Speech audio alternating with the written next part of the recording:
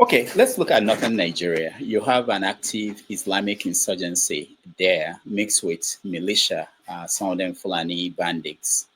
And if you come down towards the south, you have in the east and the west secessionist movements. Do you think that Nigeria will survive these raging tensions from every corner of the country under a democratic dispensation? It depends. I think one thing that's really startling and illuminating about all these security challenges that you mentioned is if you look at the insurgencies in the north and south, the so-called bandits, whatever you want to call them, demographically, even though they belong to different ethnic groups, demographically, they're very, very similar in that they're mainly young men. Most of the members are young men, kind of late teens to 30s. Disenfranchised young men who feel that society has not provided for them in one way, shape, or form. And it's an outcome. And this is the third time I'm mentioning Nigeria's age demographic. Again, it's an outcome of the demographic of the country where the vast majority of people in the country are under 30 years old.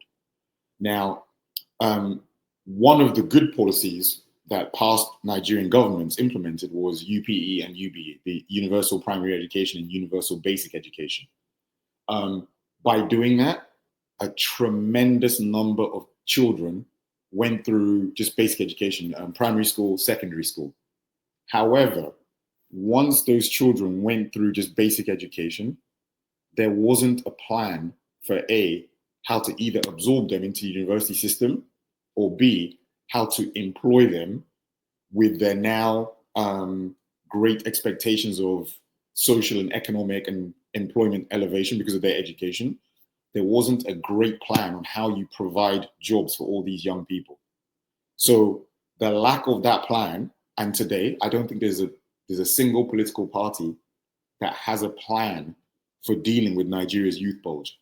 So that youth bulge is emanating in these security challenges that you have mentioned.